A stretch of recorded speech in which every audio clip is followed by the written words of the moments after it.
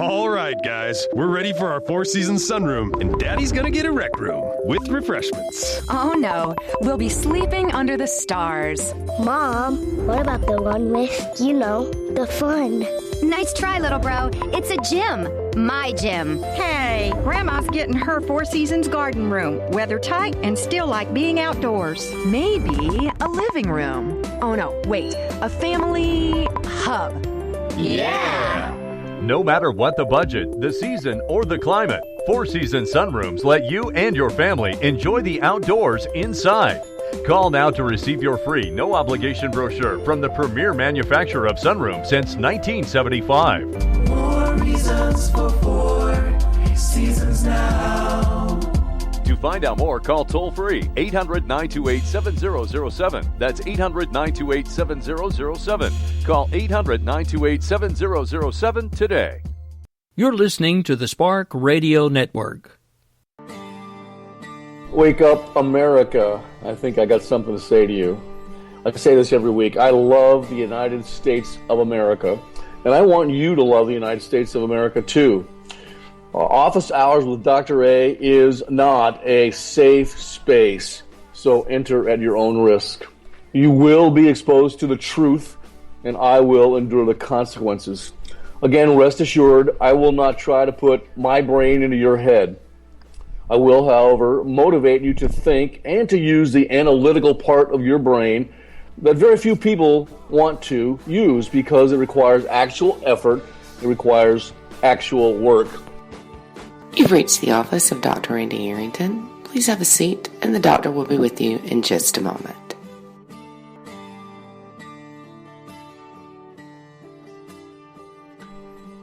Hey, good morning, everybody. This is Office Hours with Dr. Randy Arrington, and it is not a safe space, so indeed, please enter at your own risk. On the line, as usual, is Lou Esposito. She is my producer, my sidekick, and of course, I've given her the honorary tactical call sign, Wench, because she doesn't take crap from anybody. Are you there, Wench? Oh, I'm here, Dr. A. Of course, if you weren't there, nobody would be hearing me. Is that correct? That's right. Oh, okay. You always rub that in. You make sure that I know the extreme value that you have in this whole Office Hours with Dr. A stuff, and I appreciate that. Hey, you know what? I was just listening to Bloody Marys and Broad Streets with JD and Miss Stacy, and it was a raucous time, both listening to it and with the people in the romp. Pretty excitable there. I think he maybe ate too much of the yellow snow up there in New York, and he had to be handled by Miss Stacy. It was funny to watch that, but a great show as usual by those two. Hey, Lou, before we get started today on finishing up our two-part series, which we've called Sheep, Wolves, and Sheepdogs, Dr. A needs to make a small confession.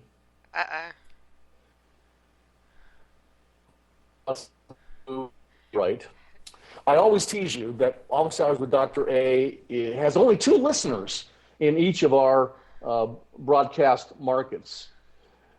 In fact, Miss Stacy told me offline that those names I see in the K98 Talk romper room during Office Hours are not real people. She said they are just fake sock puppets created by Rick Robinson, who I call the air boss, to try and make me feel better about being a radio host. Well, I discovered yesterday that we have several more than just 2 loyal listeners, my mom and your husband. Numerous people. Did that make you laugh? Yes. Did you giggle? Yeah, I giggled. Over the weekend and last few days of last week, numerous, dozens, close to 100 people reached out to me personally, offering their heartfelt praise for what we are doing on the radio airwaves. This was simultaneously satisfying and humbling to hear what these folks had to say. It was especially gratifying that one of our recent monologues stood out in their highly complimentary comments. And that was when we took the time to honor the many heroic, patriotic women in our country whose raised voices and noble efforts are needed now more than ever to preserve freedom and protect the continued longevity of the United States of America for our posterity. Several of them told me that they felt a sense of rejuvenated pride and admiration for American women. But likewise, they also asked me if I could make a brief mention of some of the brave and honorable men that I have had the privilege of serving with during my adult lifetime. Men who courageously and relentlessly walk the warrior's path. My naval aviator squadron mates like Admiral John Cotton, whose call sign is Balls, Cotton Balls. Admiral Steve Oswald, whose call sign is Space. By the way, let me go back. Admiral Cotton finished his career as the chief of the Naval Reserve, a vice admiral, in charge of all the Naval Reserve. He was my squadron mate. I flew many missions with him. Admiral Steve Oswald, his call sign is Space. He has been in space several times as commander, flying into the outer reaches of space. One of my squadron mates, excellent older man now, middle-aged man. Captain Jack Wilderson, call sign Beast Wilderson. Captain Charlie Maynard, call sign is Chaz. And Commander Ed Carey, whose call sign is Boris, as in Boris Badenoff. This reminded me of a story that happened in naval aviation where there was two airplanes out flying in the middle of the Indian Ocean, and one of the airplanes hit a turkey buzzard, destroyed the front part of the canopy. The bulletproof glass was gone. One of my naval aviator squadron mates joined up on this guy, and what he saw when he joined up on him in formation was this guy had his visor up and his mask off, hit by this turkey buzzard, and his right eye was hanging about 4 inches down out of the socket on the retina. And he actually joined up, had this guy fly formation on him as the strike lead, as the leader, took him back to the aircraft carrier, and successfully got him lined up with the ship. And this guy with his eye hanging down, looking at the bottom of the canopy in that A-7, bottom of the cockpit of the A-7, actually trapped on his first attempt, and they took him downstairs to sick bay, and they had a ophthalmological surgeon there on the carrier that put his eye back together, and he actually could fly about 4 weeks later. Isn't that an amazing story, Lou? What do you think about that story? I think I never cease to be amazed at nor do I. Yeah. I mean, it's just an amazing story, true, and it happened. And then I have some of my Department of Homeland Security Customs aviation squadron mates, men like Earl Primo and Bobby Hamilton, E.J. Chong, Rock Ryan, and Chip Wood, who right now is kind of assisting Colonel Rob Maness, another honorable man who's running for Congress, actually running for the U.S. Senate to take Vitter's place, David Vitter's place there in Louisiana. Those are honorable men as well. And one of the stories I have to tell here is Earl Primo and Bobby Hamilton were out one night as NOPD officers. Before they came to us, they were working for the New Orleans Police Department. And they stopped an armed robbery that was actually occurring at one of those little 7-Eleven type stores, convenience stores in Louisiana. A gun battle ensued, and one of the cops took a bullet. And when they arrested this guy, I guess Hamilton was actually arresting him, and Earl Primo went to the cop that was down and saw what had occurred. He put his finger in the hole. It was like a 9mm hole that was in this guy's femur and had penetrated that femoral artery. He put his hole in there to sort of stop the bleeding, went with him the entire way to Charity Hospital in the ambulance. And the next morning, after this cop's life had been saved, the Charity Hospital surgeon basically came on the TV there in New Orleans and said that Earl Primo's actions had actually saved this police officer's life. And that's a true story, too. And these are honorable men that I was privileged to serve with during my career in both naval aviation and then federal law enforcement with U.S. Customs. courageous men that they are. Yes, they're now getting along in years, Lou, but they are true warriors, nevertheless. And you know what? True warriors never retire, Lou. They just find another means of service to our beloved nation. So my message to them is bravo Zulu to all of you, wherever you might be. By the way, I got a question, Lou. Yes. Do you know that the federal government is currently shut down because of this epic snowstorm that battered the Beltway this weekend? Do you know the federal government is totally shut down? Did you know that? Yeah, I actually kind of like it. It makes me feel a little bit more at ease when the government is shut. That makes Mrs. Clinton feel pretty much at ease, at least for the time being, don't you think? Yeah, really, because the FBI agents aren't there to look into her emails. You know what did not shut down up there, Lou? Arlington Cemetery and the Patriotic Army warriors who guard the tomb of the unknown soldier.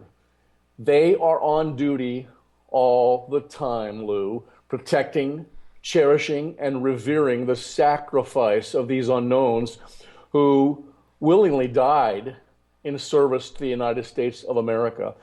Dr. A says bravo Zulu to all of them as well. Do you know what bravo Zulu means, Lou? It means job well done. It means a heartfelt job well done. You got that correct. And that's what they deserve. It's a Navy signal that the ships used to send out to each other when they did a job well done.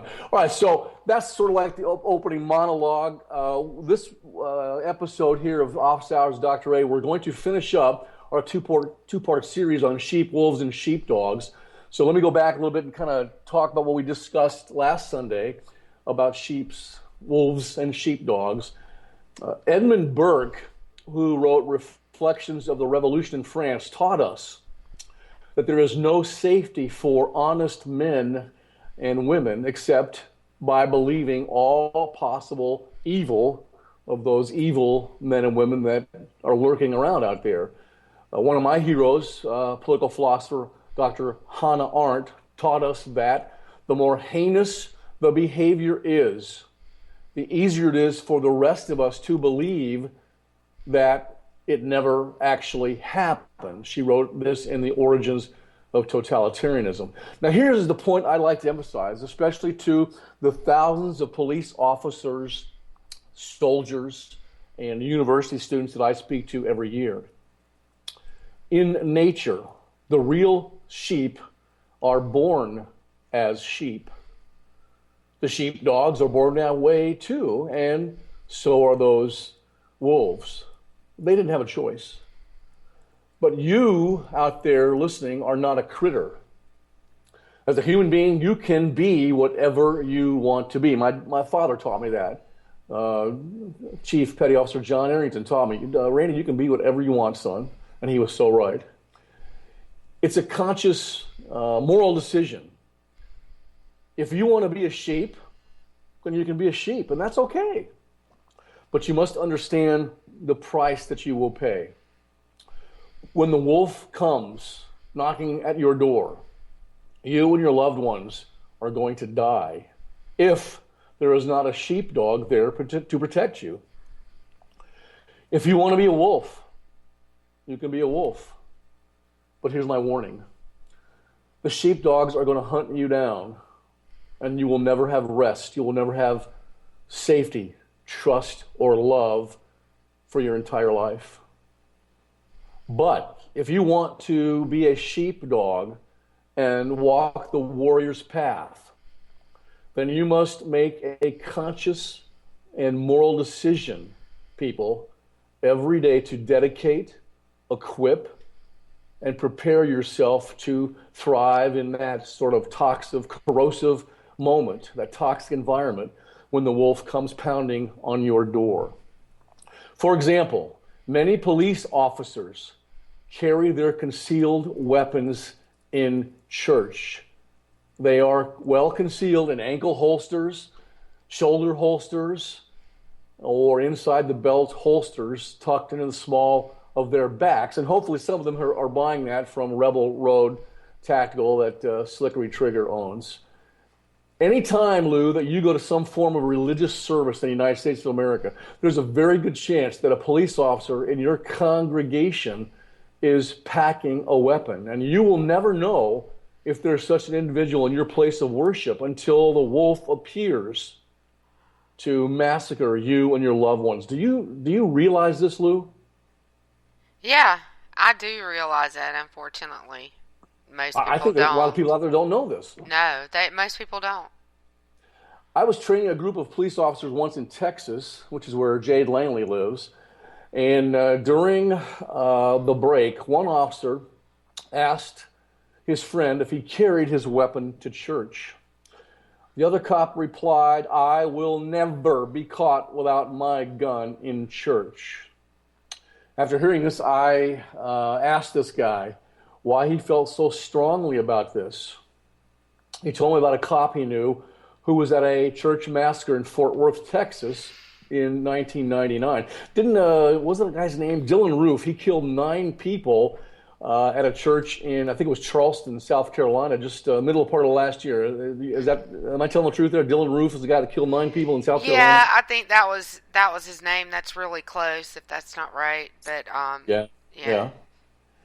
Well, in that 1999 incident in Fort Worth, they had a mentally deranged individual who came into that church and opened fire. He gunned down about 14 people.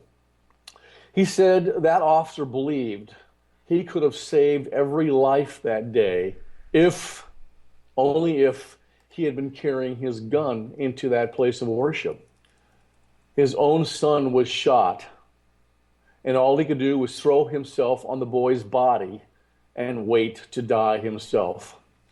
That cop looked me in the eye and said, "Do you have any idea how hard it would be to live with yourself after that?" Some individuals would be horrified if they knew this police officer was carrying a weapon, packing heat in church.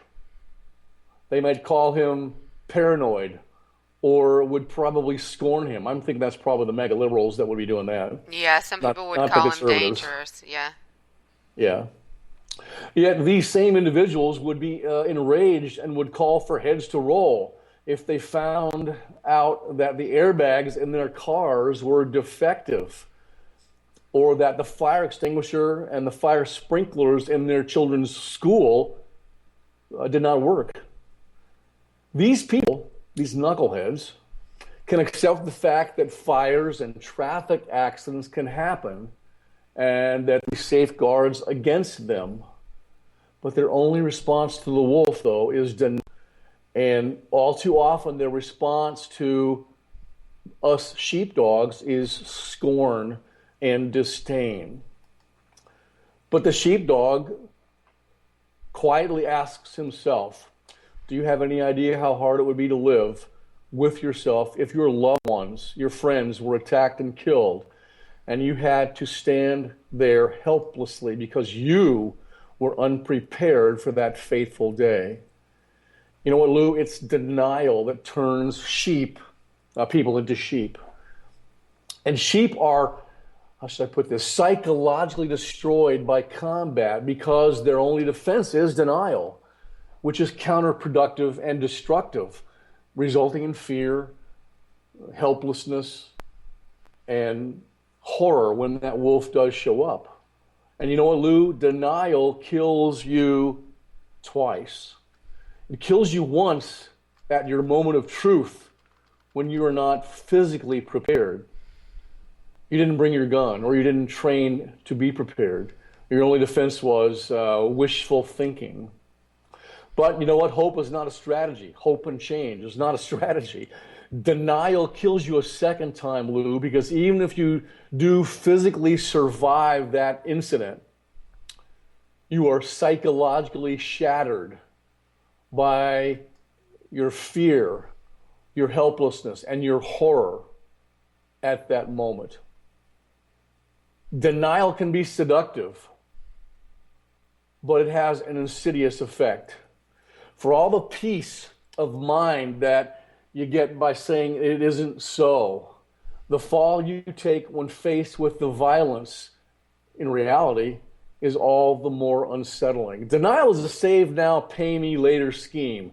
It's a contract written entirely in small print, because in the long run, the denying person knows the truth on some guttural level. And so the warrior must strive to confront denial in all aspects of his or her life and prepare himself or herself for the day when evil finally comes.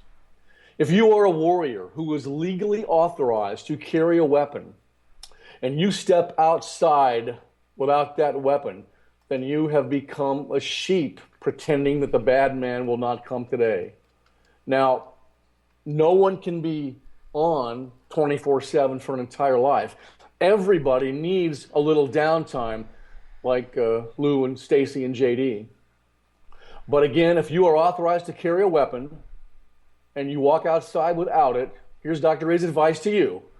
Just take a deep breath and say this to yourself. Bah. What do you think there, wench? I think that's funny. Just go ahead and look in the mirror and say bah. You want to take a break, and I think you have something special for us today, do you not? We do. We have a special parable of the three shepherds from the Book of Beaker. Yep, from the Book of Beaker, and then we're going to go into a break. I'm ready. We'll be right back.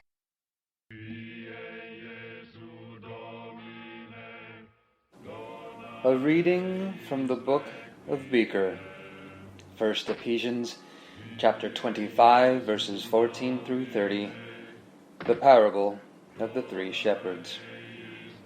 Again, the kingdom of the shining city on the hill can be illustrated by the story of a man going on a long trip. And as it was written, the man called together his servants, and to them he entrusted his flock. One of the servant shepherds lacked a spine. When encountering the most feral, most vicious of all the packs of wolves in creation, this shepherd would not even loose a rock from his sling in defense of the flock. Nay, he would not even remove his sling from his belt, for he thought the mere sight of it would be offensive to the wolves, thus incurring their wrath. Instead, this shepherd offered one of his sheep to the wolves as a peace offering, announcing to all the world that with this deal there would at last be peace in the meadow. And the wolves bared their teeth in a smile and howled in delight, not only because the shepherd was so very foolish, but because he looked like Lurch. And another of the servant shepherds lacked a moral compass. Distracted by her desire to care for an even larger flock, she led those entrusted to her into great danger. As the wolves descended and the blood began to flow, she lifted her chin and walked away, refusing to unleash the sheepdogs in their defense. When a number of the master's lesser servants heard of this, she dug up some poor bastard who had written an obscure, inflammatory story of the wolves and blamed the incident on him and had him thrown in jail. Unrepentant, she went home to her husband, who was, ironically, out frolicking with young slave girls. The final servant shepherd was entrusted by far the largest and grandest of his master's flocks, but he lacked vision. This shepherd looked out across his flock and proclaimed, "I am the wisest and greatest of all shepherds who has ever been. I will not lead my flock in the antiquated ways of those who have come before me, but instead I shall guide my flock through the golden ideals of hope and change." And lo, he set out to lead them, and failed. For the vision of he who would lead his flock while standing behind it finds he cannot guide his sheep to lush verdant fields on which to graze, for it is not grass he sees from where he stands. Nor can he keep them safe from predators of the wild, for his eyes refuse to see such things. His vision failed not because he was blind, but because instead of viewing that which was ahead, The only thing he could see from that vantage point was the woolen asses of sheep, and the reconstituted grass they left in their wake. Which is as it should be, for this that doth greet him is as in life, as the concept of leading from behind is in action.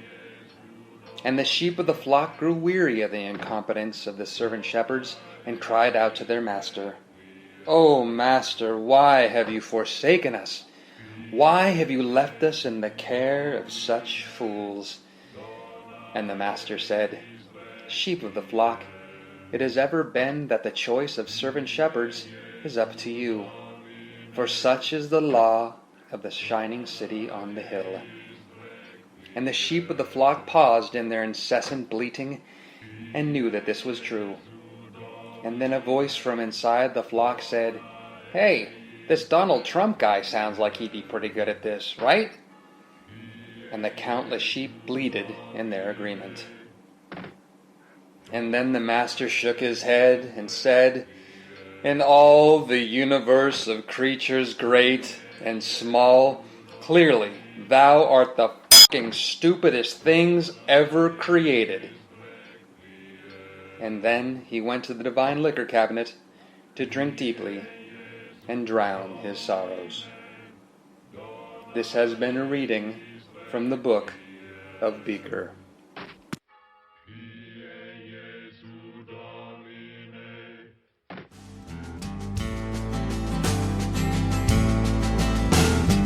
I looked all over, so how can it be? Here comes the wrecking ball, swinging at me.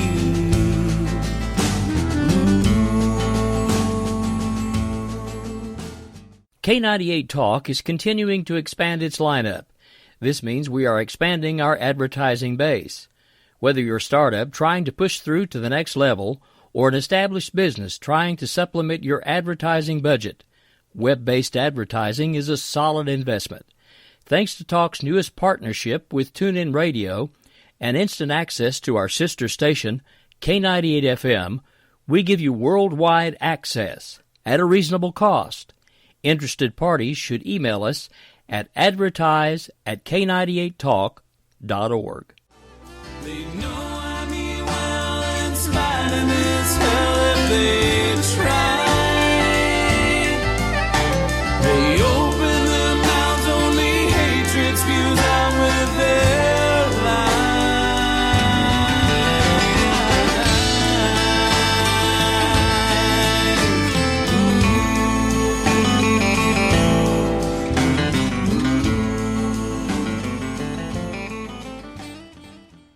Okay, Dot, we're back.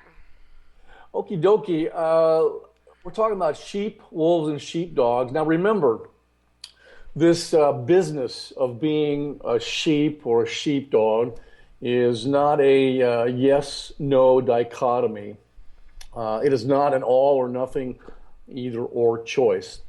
I teach all the time, it is a matter of degrees. It's a continuum. On one end is an abject head in the sand sheep, and on the other end is the ultimate warrior. By the way, to digress for a second, people, I do have some Hollywood roots there. I wrote a book called Kerosene Cowboys. It became a movie. They changed the name to Red Sky, which kind of upset me. But so I've got some friends out there in Hollywood. If you want to see a movie about the ultimate warriors, I can highly recommend you go see 13 Hours, which is about the attack on the United States consulate there in Benghazi. I sat there just for the 2 hours. It's just I couldn't move. I was transfixed. I couldn't even eat my popcorn all that well. And Michael Bay, the producer and the director there, did a really good job of telling that true story. So I recommend you go see that if you got an extra $10. How much does a movie cost these days? In D.C., in New York, what, $20? I don't know. No, I have no idea. I think they run anywhere between 11 and 18, depending on what time of day and where you are. Yeah, well, I'm kind of frugal, so here in Peachtree City, Georgia, I go to the matinees and pay like $7.50 or whatever. I call that smart, but I mean, everybody has a different view. All right, so those on the other end of the continuum there, the Ultimate Warriors, which those 6 men that tried to save the consulate there and our ambassador, I call those Ultimate Warriors. When I was in San Diego, I used to go down to a bar there called Danny's Bar in Coronado, and they had, you know what, Lou? They had the best cheeseburgers. They were little basket cheeseburgers with fries, the best cheeseburgers on the planet, right there at Danny's Bar and Grill in Coronado, California. It was a SEAL bar. And in the story, I think that's SEAL guy named Kyle, who's dead now, Taya Kyle's husband. That's where he supposedly hit that wrestler Jesse Ventura and knocked him to the ground with one punch there. I think that's where that actually happened. Do you know anything about that? Oh yeah, I know that story. Jesse Ventura is. Yeah, well, that's where Taya Kyle's husband actually knocked him to the ground there and with one punch. Yeah, they can put him in a cell with Obama, as far as I'm concerned. You know, people during office hours on the other show. What's the show before us? I can't remember the name of it. The JD and Stacy show. Before us, yeah, Bloody Mary and Broad Sheets. And broads, yeah. Broad Sheets. Yeah, they were a lot of people a lot of the fake sock puppets in that romper room were talking about Mrs. Clinton being indicted. And I've already told you, I got a bet with Miss Stacy that she's going to be indicted before March 22nd of this year. And that's what my informants are telling me.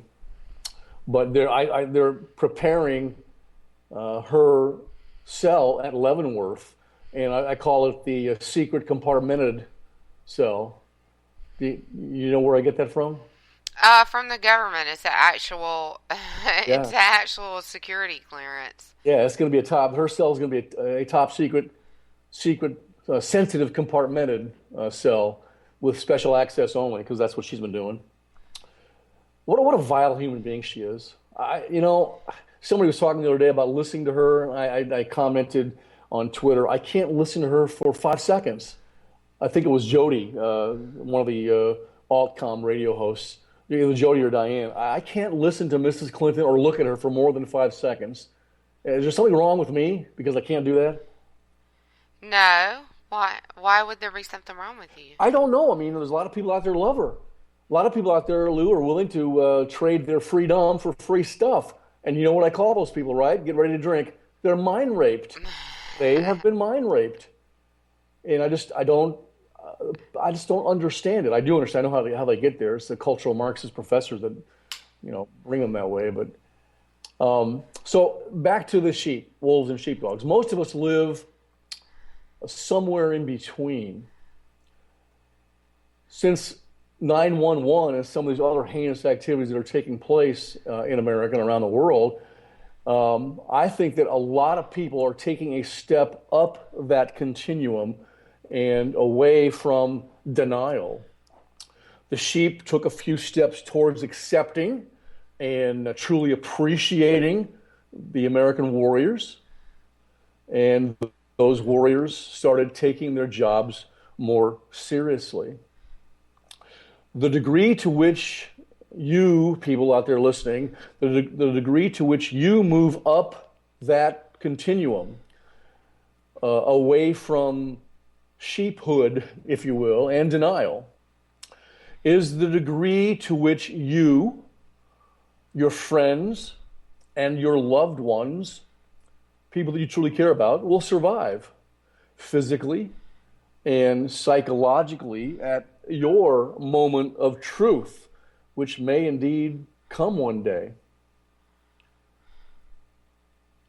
And today in America, contemporary America, the dire threats have been multiplied by Al-Qaeda, ISIS, ISIL, whatever Barack Obama wants to call it these days. and cultural Marxism, operating at near impunity with Islamo-communist Barack Hussein Obama in the White House.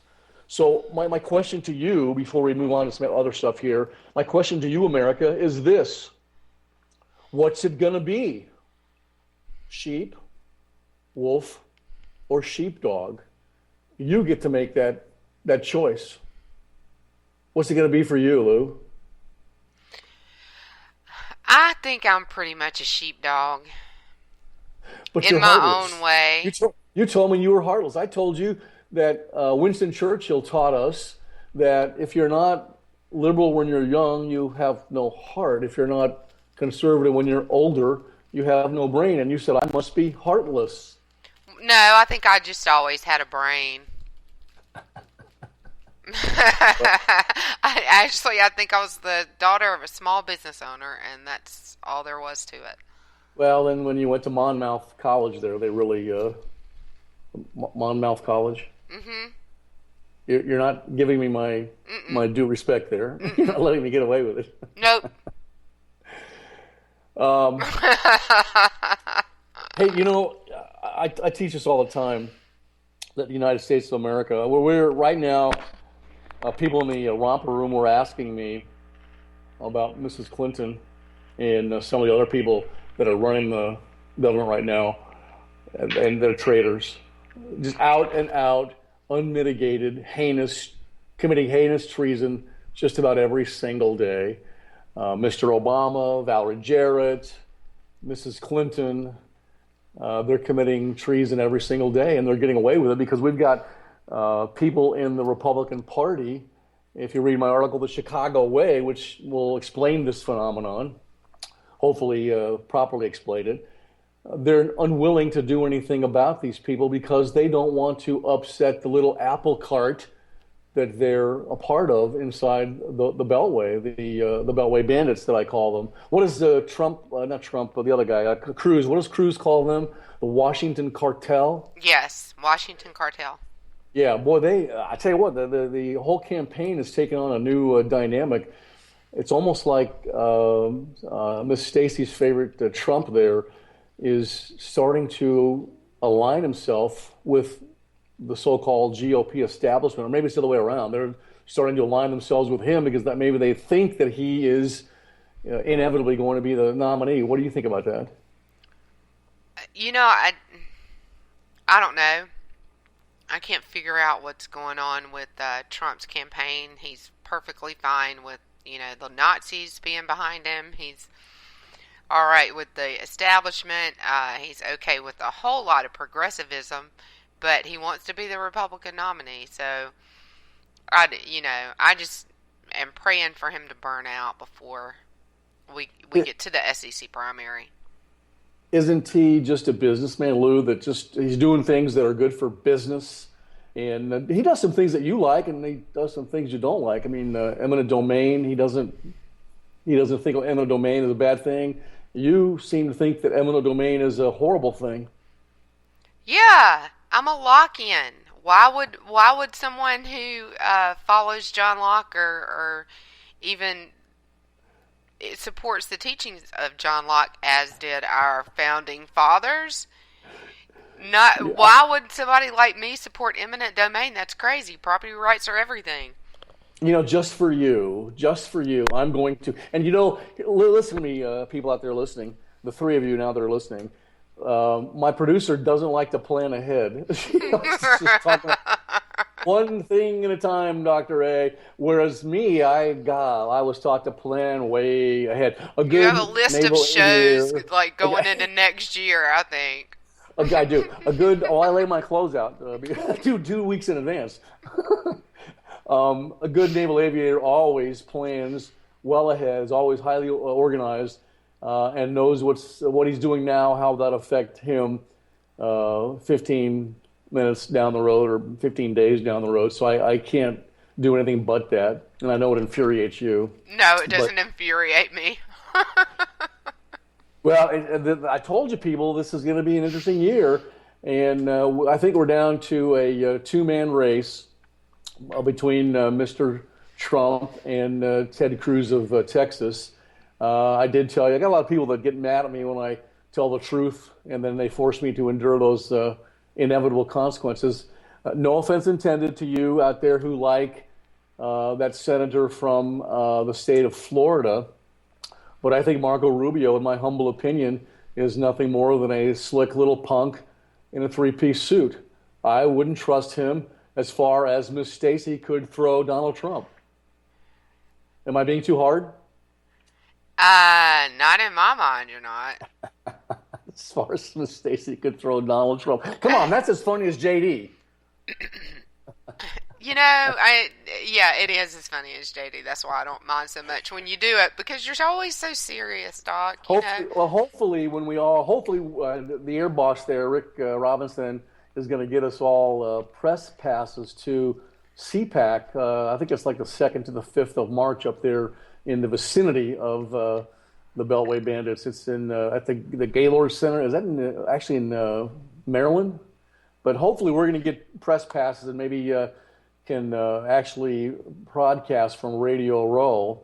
And then if that's the case, then we get to get together and have lunch, which is always a pleasant experience for me to sit across the table from Miss Stacey, that Cornell chick that I affectionately refer to her as.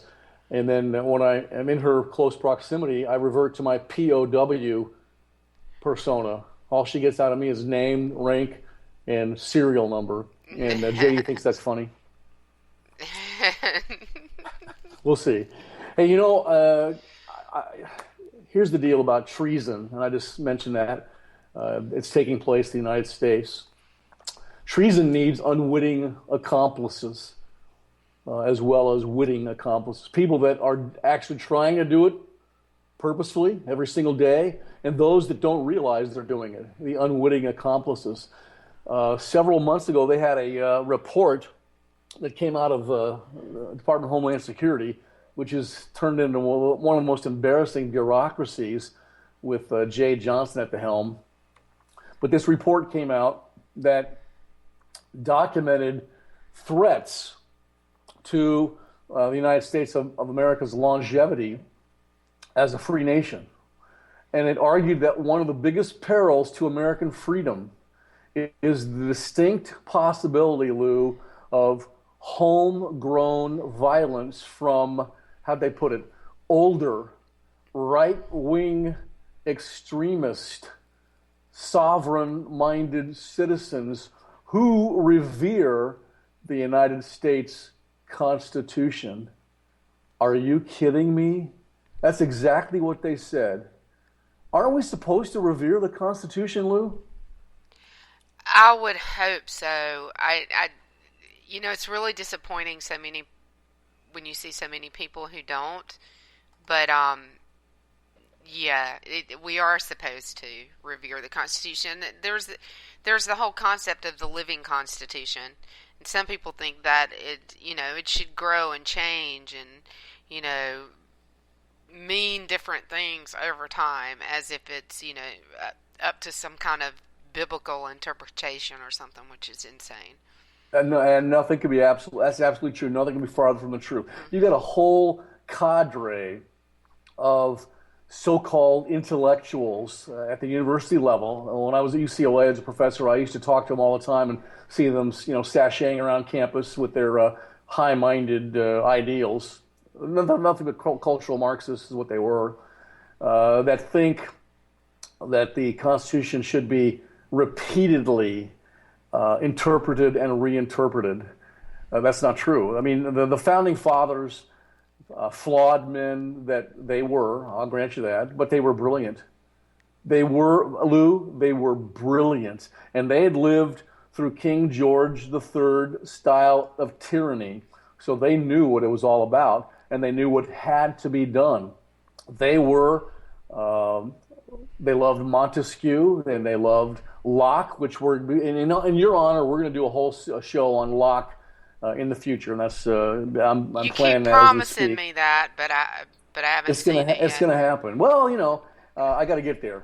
It's the right segue has to take place for us to get to a whole series on Locke, because it's pretty deep, and I'm not sure that I'm not sure that Stacy could keep up with Lockean principles. I know JD can, but please, oh, you don't be talking about my buddy like that.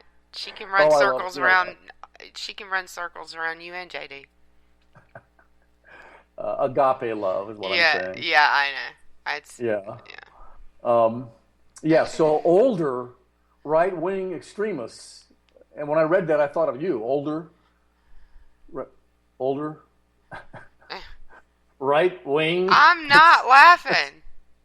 Right-wing extremists and a sovereign-minded citizen who reveres the United States Constitution. Didn't they teach you, as a Meredith girl, to revere the Constitution? As a Meredith girl? No, that's not where I learned it. But yeah, I mean, I think that they'd very much do. Even the liberals that I went to school with, and there were a lot of them. It was a women's college. Were very constitutionally focused. You had one professor that sometimes you will equate to me the way I talk. I can't remember what his name was. He was a poli-sci professor there at Meredith. Speak the truth. No, I've never had. No, he was at Georgia Southwestern College, actually. Oh, okay. Yes, that was Kent Soul, and I believe he's retired. But he was the best one of the best professors that I ever had. He was awesome. So back to this idiotic report out of DHS. In fact, that report stated that the danger from older right-wing extremist, sovereign-minded citizens who revere the U.S. Constitution is greater in danger than the menace posed by ISIS, Al-Qaeda, or any other radical Muslim or cultural Marxist group. And here's my analysis of that. I've mentioned this before. A foreign entity will never, ever defeat the United States of America, people. The only way America could collapse is through internal implosion brought about, instigated, fomented by heinous treason. And that you have good men and women who do nothing to stop it. As a true American patriot, and I hope that several of you out there are, we are threats to anybody who is actively trying to destroy, dismantle, or fundamentally change our great nation. We, as true American conservative patriots, will always aggressively defend American liberty and fight against treasonous activity until the last breath departs our body. Do you believe that, Lou? Yeah, absolutely. I think that's what we're here for. There's several of them, if they're not sock puppets in the romper room, that I believe will do that. We don't have socks in our romper room. Well, good. Okay, so Tina, Miss Cowboy Boots, and Jade, and Ron, who, by the way, these people just adore you. Have you ever noticed that? Ron's my captain, actually. Ron, I thought I was the strike leader. You're the strike leader, but Ron's the captain. And the air boss is Rick Robinson. But, people like that, along with Slick and all those individuals, they're wonderful to be associated with. And I think they will stand up and fight against heinous treason, that type of activity, until the last breath departs their body. I believe that with all my heart. That's a great segue to the last break if you want to take a quick one. Excellent. You want to rest your voice, and voice. We'll come back and you'll have about 8 minutes to finish up. So all right. Maybe a little more. We'll be right back.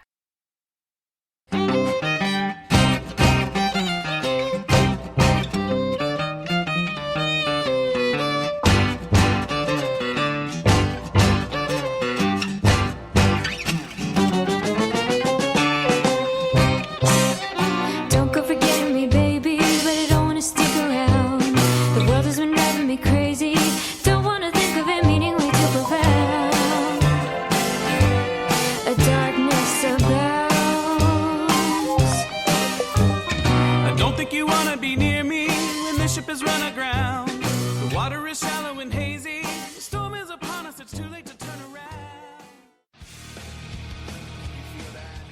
This is JD. And this is Stacy. Join us Tuesday nights, 10 p.m. Eastern, for Game On. Remember, lock up the children and the old folks. Game On, the home of liberty conservative. Where no one is safe, and no one is spared, not even the hosts. Oh, that was supposed to be a spin cycle. I'm sorry. Yeah, that's okay. We love you anyway. Right round, baby. Self-monitoring right Ebola radio strikes again. Anyway. Anybody see the host monkey? Where's the host monkey? Where's the host monkey? For God's sake, I need an antidote. Just do your rant. Let's pop out of the segment. Find us on Twitter at JD and Stacy. You're listening to K98Talk.com. I've seen this happen before. And there's a full moon out tonight. I'm a fool, but you can't fool me twice. I wear my secret deception just like a disguise. When I reveal myself in the light, stick around and you might pay the price. Enough with the questions, it's time that we said our goodbyes. I knew that this wouldn't be easy. Try not to tie it down. Now nothing you say can appease me. If you wanted to go, then you would have been gone before now. The darkness abounds.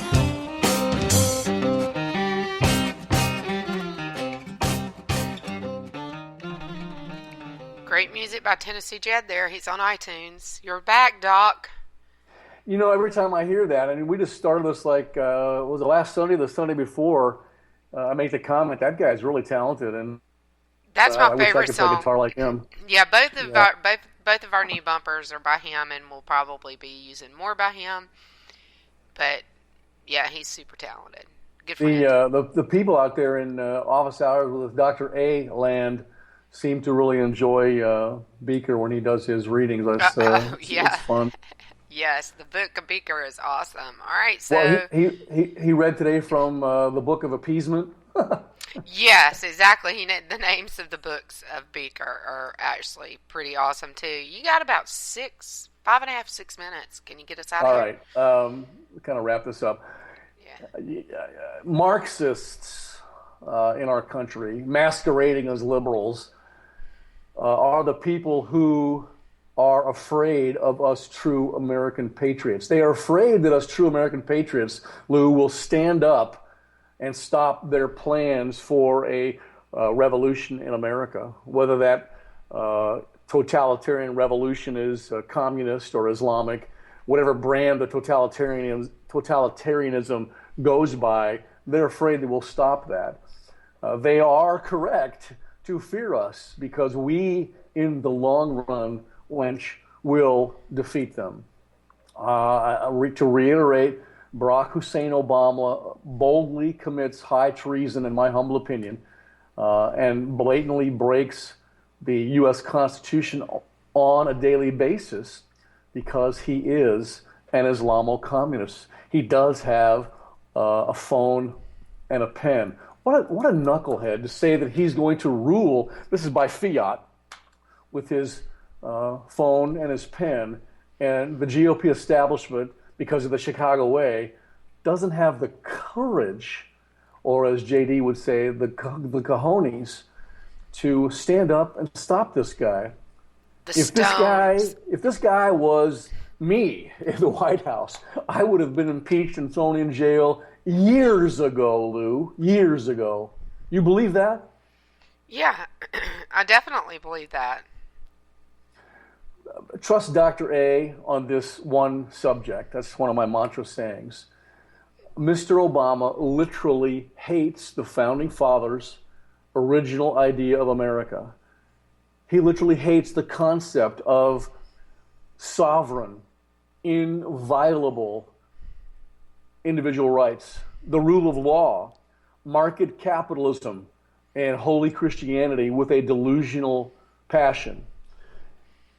Next week, we're going to get into that concept where we're going to have a whole show on what I call courage, cowardice, and the wordsmiths. We're going to talk about how these people came to fruition in the United States of America, where they came from, where did Barack Obama come from, And I'm going to teach people where that whole dynamic has been instigated and fomented and grown to fruition. Where did it come from? And we're going to talk about the Ivy League schools and some of these cultural Marxist professors. Obama indeed was brainwashed by radical Muslims and revolutionary-minded Marxists to believe the things that he believes in and to behave the way that he behaves.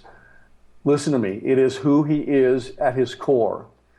He is actively, purposefully trying to destroy the United States of America. And we are correct to be fearful of him and his faithful.